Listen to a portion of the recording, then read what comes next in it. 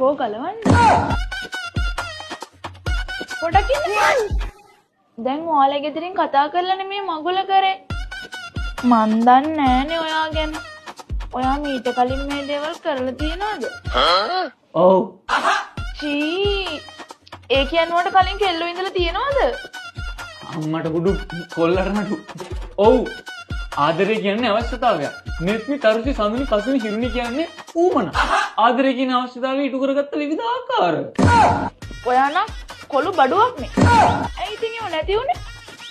ගොඩක් ඒවා තිබ්බේ ඉතින් වාචිකවයි වියන්ගෙම. අවුල් ඔක්කොම ලිඛිතව විතරුනේ බලාත්මක වන්නේ. ඉතින් මගේ ලව් ටික නැති වෙලාම ගියා. ඊට පස්සේ මගේ ලව් වලට ඊටත් වඩා ටොපියක් කඩපාන. ඒ මොකක්ද අනේ? මගේ ආදරේ ඉල්ලුමට හරියන සැපයුමක් ලැබුණේ නැහැ. වෙලාවකට උන්ගේ ආදරේ සැපයුමට මගෙන් ඉල්ලුමක් ලැබුණේ නැහැ. කොහොම හරි ඉල්ලුම සැපයුම සමතුලිත වෙන හැම අවස්ථාවකම රජේ මැදිහත් වෙලා. අම්මලා මැදිහත් වෙලා කඩා කප්පල් කරා. කොල්ල තනි වුණා. ඊට පස්සේ ඉතින් ඔයා ගෙදරින් එකක් කතා කරනකන් තනියමද හිටියේ? ඔව්. ඔය සේරම පරිවන්දම් වලින් පස්සේ මට තේරුණා කෙල්ලෝ කියන්නේ ඇත්තටම වත්තමක ලක්ෂණ තිබ්බට වගකීමක් කියලා. මොකක්දනේ? මට තේරෙන්නේ නැහැ. වත්කම් වගකීම් දෙකම අතීත ගනුදෙනුක ප්‍රතිඵලයක් විදිහට බිහි වුණාට වත්කම් විතරයි ව්‍යාපාරයේ පාලනයේ තියෙන්නේ. වගකීම් කියන්නේ ව්‍යාපාරයට බැඳීම. කෙල්ලොත් එහෙමයි. උන් කවද්ද බං අපිට පාලනය වුනේ? බැඳුණා විතරයි. යක්කු බලව.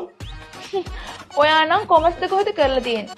මගුල් දවසට එක පත්තියන් වෙන හොඳට කොමස් ගන්න.